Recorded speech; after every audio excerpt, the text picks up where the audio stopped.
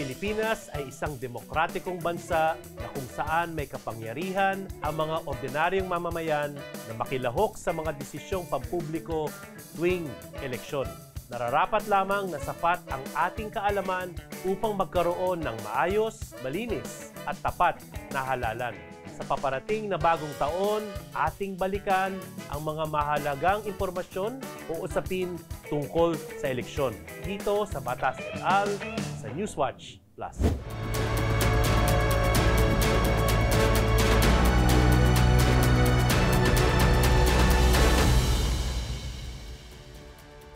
Magandang araw sa lahat. Ako si Attorney Al Agra, ang law teacher ng bayan. Espesyal ang ating episode ngayon dahil tayo'y magbabalik tanaw sa mga nakalipas nating talakayan at aking sasagutin ang mga katanungang may kaugnayan dito. Anong batas nakalista ang mga kwalifikasyon ng mga kandidato? Meron dalawang uri ng kandidato, yung tinatawag nating national elected officials at yung local elected officials. Kasi for national elected officials like President, Vice President, Senators, at District Representatives, pati ang party list representatives, ang kanilang kwalifikasyon ay nakasaad sa ating saligang batas. And therefore, hindi siya pwedeng baguhin ng ating Kongreso, pwede lang magbago ang listahan nito kung ating babaguhin ang saligang batas mismo. Yung pangalawa namang uri ng ating mga elective officials ay yung tinatawag nating local government elective officials. Mula sa regional government, provinces, cities, municipalities, and barangays. Ang kanilang kwalifikasyon ay nasa batas lamang sa Organic Act ng Bangsamoro Autonomous Region in Muslim Mindanao at ating 1991 Local Government Code. Kaya't ito ay pwedeng baguhin ng ating Kongreso. Sa ngayon, pare-pareho ang kwalifikasyon ng mga elective officials. Kailangan nasa wastong edad. Pangalawa, ikaw ay Filipino citizen, whether natural born or naturalized. Ikaw ay dapat residente ng Pilipinas at sa local officials, residente kung saan ikaw ay balak mong tumakbo. At pang-apat, ikaw ay dapat literate or able to read and write. Sa kasalukuyan, walang educational attainment para sa ating mga national at local elective officials. Bakit mahalagang natural-born citizen ang isang kandidato upang mahalal? Lilinawin natin, ang pagiging natural-born citizen ay para lamang sa ating mga national elective officials. Pangulo, pangalawang pangulo, senador, at mga kinatawan or representatives. Kasi para sa local officials, pwede silang natural-born, pwede silang naturalized. Kaya natural-born sa ating mga national elective officials, kasi bilang sila ay kumakatawan sa buong bansa, kailangan mas mataas ang aspeto ng kanilang loyalty or allegiance, and therefore hindi sila dapat citizen ng ibang bansa before they became naturalized Filipino. Kaya gumawa ng ating saligang batas, kailangan sila ay natural-born citizen. Ano ang parusa kapag lumabag sa regulasyon ng COMELEC ukol sa social media campaign? Tapos na ang panahon para sa ating mga kandidato at mga political parties para iparehistro ang kanilang social media accounts. Kaya sa mga kandidato at mga political parties, dapat nagawa nyo ito ang pagpaparehistro ng inyong social media accounts. Paalala lang, dati binawi na to ng ating Commission on Election, dati dapat pati ordinaryong mamamayan ay kailangan magparehistro. Ngayon, hindi na po kailangan iparehistro. Mahalaga ang social media. Alam natin, isa siyang paraan ng pangangampanya. Pero kailangan walang disinformation, walang misinformation, kailangan walang fake news sa paggamit ng social media. At kaya nga ito ay kailangan iparehistro. Kung ikaw ay gagawa ng misinformation, pwede kang makulong dahil ito ay ituturing na isang election offense. Pwedeng ipatanggal yung iyong post or yung iyong social media account or i-block ang social media account kung ikaw ay hindi susunod sa regulasyon ng ating Commission on Election.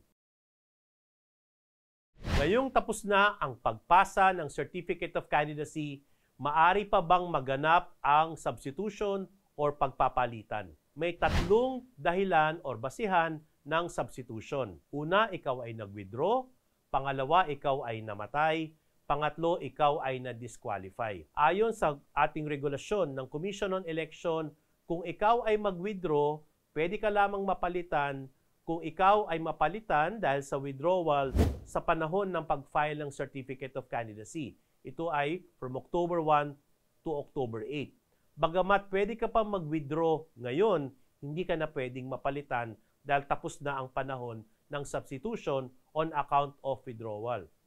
Pero sa usapin ng death at usapin ng disqualification by final judgment, pwede kang mapalitan anytime before midday of election day.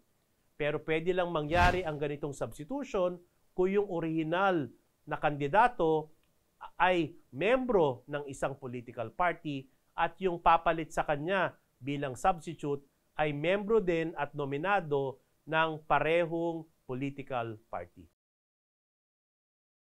Sino ang maaaring mahalal na mga overseas voters? Kinikilala ng ating batas na kahit ikaw ay wala sa Pilipinas, pero ikaw ay kwalipikado, pwede kang bumoto. Pero katulad ng pagboto dito sa Pilipinas, kailangan ikaw ay registered sa usapin ng overseas voting. Pero sa ilalim ng ating batas, ang ating overseas voters, ang ating mga OFW, mga seafarers, ay pwede lamang bumoto sa national elective positions. Sa darating na halalan, pwede lang bumoto para sa senador at pwede sa party list. Hindi pwedeng bumoto sa regional, provincial, city at municipal officials. Ano ang election returns? At lahat ba ng political parties ay dapat magkaroon ng kopya ng election returns? Ang isang election return ay para siyang resibo na nagpapakita kung sino ang binoto ng mga botante sa isang presinto. Mahalaga ito para malaman natin kung anong resulta sa presintong yon dahil ang resulta na yon ay transmit sa ating Kongreso, sa ating COMELEC, sa mga political party, sa ating mga poll watchdogs. Sino ba ang makakakuha ng resibo na ito? Na political parties, 14 lang na political parties ang pwede magkaroon. 2 dominant parties, majority and minority, 10 major political parties, and 2 local parties. Sa darating na taon, ang mga partido ay dapat mag-apply para sa 14 na posisyon na ito dahil hindi lahat ng partido ay pwede magkaroon ng kopya. Pero paalala lang, ang ating mga election returns ay ipapaskil sa labas ng polling place. Meron itong QR code, kaya kahit hindi ka political party, ay pwede mong malaman ang resulta ng eleksyon sa presinto na yon dahil pwede mong i-picture, pwede mong i-photograph, pwede mong i-scan yung QR code ng election return sa labas ng polling place. Ano-ano ang mga posisyon ang ihahalal para sa BARM election? Sa ilalim ng ating saligang batas, merong 5 antas ng local government units. Yung tinatawag nating autonomous region, provinces, cities, municipalities, and barangays. Sa ngayon, iisa pa lang ang ating autonomous region. Ito yung sa Bangsamoro Autonomous Region in Muslim Mindanao. Sa kauna-unahang pagkakataon, sa darating na Mayo, ating ihahalal ang BARM Parliament. Bukod sa BARM Parliament, siyempre ihahalal natin ang provinces, cities, municipalities within BARM. Sa BARM Parliament, merong 80 na ihahalal na membro ng Parliament, pero dahil sa naging desisyon ng ating Korte Suprema na tanggalin ang sulu sa saklaw ng BARM, ayon sa ating COMELEC, mababawasan ang kinatawan ng ating BARM Parliament from 80 to 73. Kaya ang tanong, i-reallocate ba yung 7 or i-distribute ba siya sa ibang provinces, cities within BARM? Yan ang kailangan nating antabayanan. Paano kung may kandidatong nagsinungaling sa Certificate of Candidacy na kanyang ipinasa. Ano ang mangyayari sa kanya? Pwedeng mag-file ang isang botante or isang political party or kandidato ng tinatawag nating petition to cancel or deny due course the certificate of candidacy. Merong 4 na elemento para dito. Number 1, ikaw ay nagsinungaling. Number 2, ang pagsisinungaling mo ay material na bagay. Anong ibig sabihing material? Ito ay dapat may kinalaman sa iyong kwalifikasyon like natural born ka ba or naturalized ka or yung edad. Ang pangatlo, ikaw ay merong layunin manloko ng botante. At pang-4, hindi ka pala talagang kwalipikado.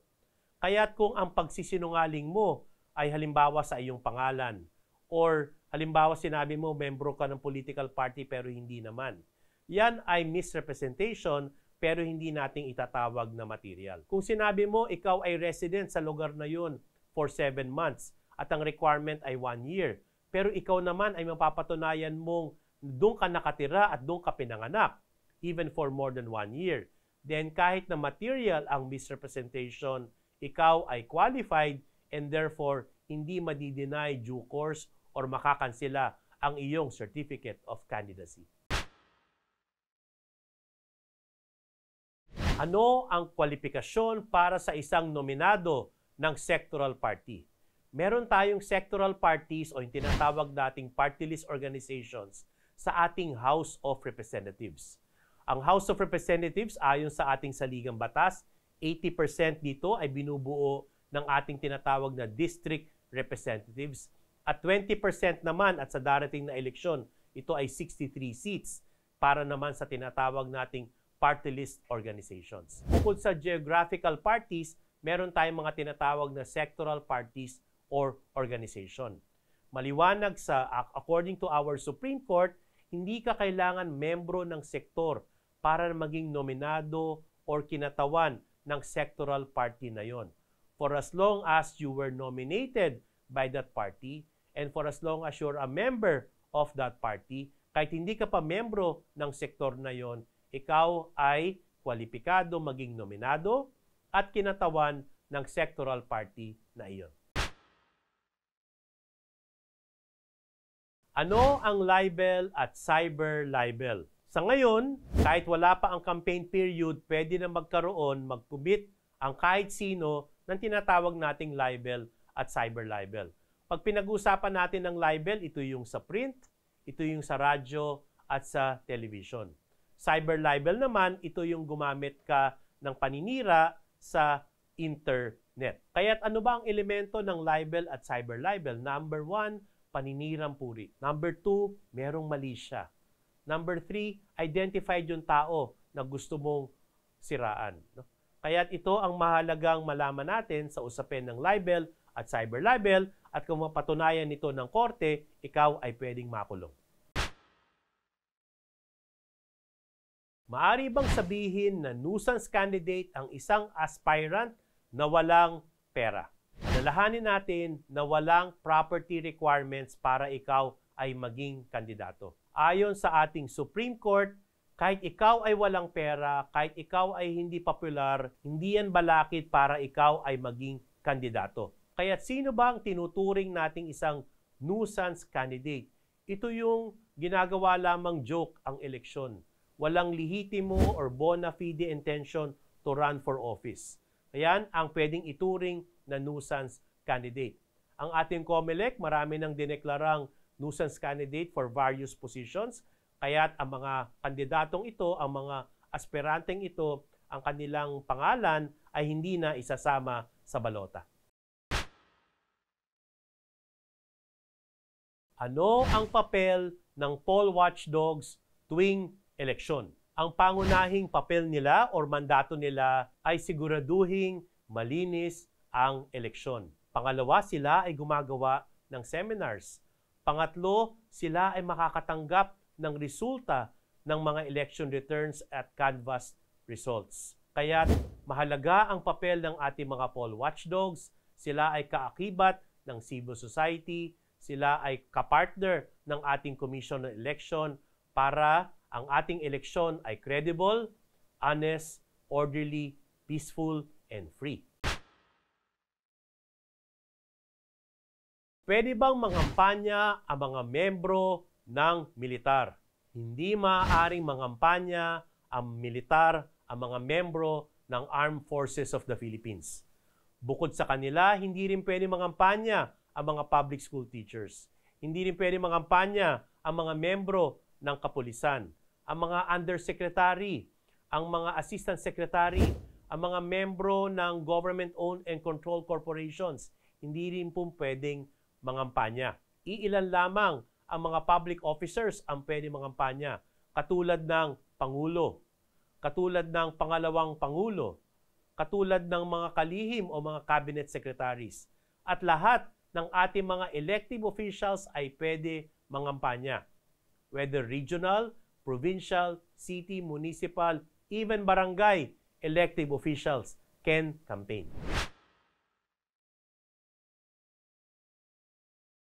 Maaari bang baguhin ang lyrics ng isang kanta at gamitin sa kampanya? Ang isang awit ay tinuturing na intellectual property at yan ay tinatawag nating copyright. And therefore, kung gagamit ang ibang tao ng iyong ginawang awit, kailangan magpaalam sa iyo bago gamitin ng iba.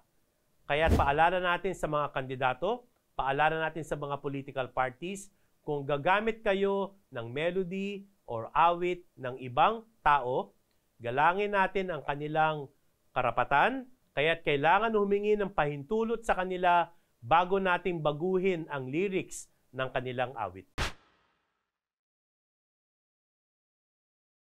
Ano ang regulasyon ng media sa panahon ng kampanya?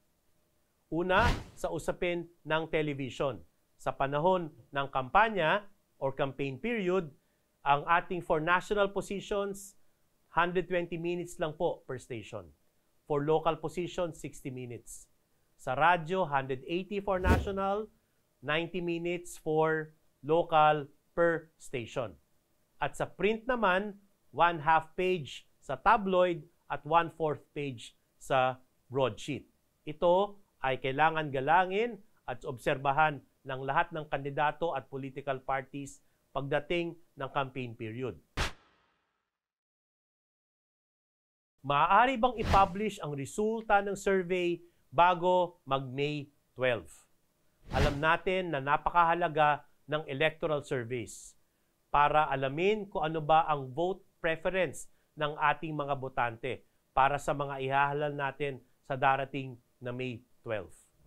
Ayon sa Fair Election Act, pinagbabawal ang publication ng election survey 15 days before at 7 days before election day, which is May 12. Pero ayon sa ating Korte Suprema, ang pagbabawal na ito ay lumalabag sa freedom of expression at freedom of speech ng ating mga survey companies. Maituturing bang vote buying ang mga ayuda na ibinibigay ng mga politiko? Ang sagot dito ay depende sa layunin. Kung ang layunin mo ay para manalo ang isang kandidato or para matalo ang isang kandidato or para wag bumoto, then ituturing yan na vote buying. Pero kung iba ang iyong layunin, kung iba ang iyong intensyon, halimbawa nagkaroon ng kalamidad or ito ay programa ng isang local government unit and therefore ang layunin ay hindi kampanya, then hindi siya maituturing na vote buying. Kaya't maging maingat, wag na wag nating ibebenta at wag na wag tayong mamimili ng boto dahil ang halalan, ang ating boto ay sagrado. Tayo ay nasa yugto ng ating halalan kung saan nakapag-file na ng Certificate of Candidacy ang ating mga aspirante at bago mag-umpisa ang tinatawag nating election period at campaign period.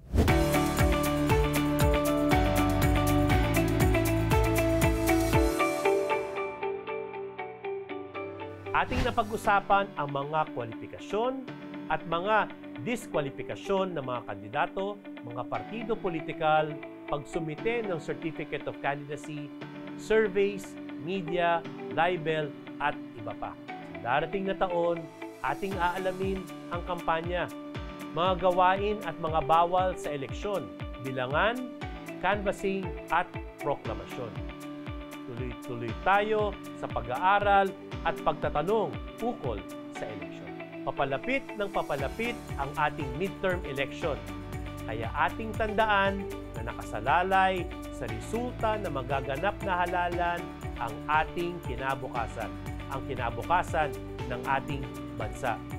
Nararapat lamang na ito ay ating mabantayan ng mabuti. Maraming salamat sa inyong pagsama sa akin dito sa Batas et al. Sa Newswatch Plus. Abangan niyo po ang mga susunod pang talakayan tungkol sa eleksyon sa darating na bagong taon. Ako si Attorney Al Agra.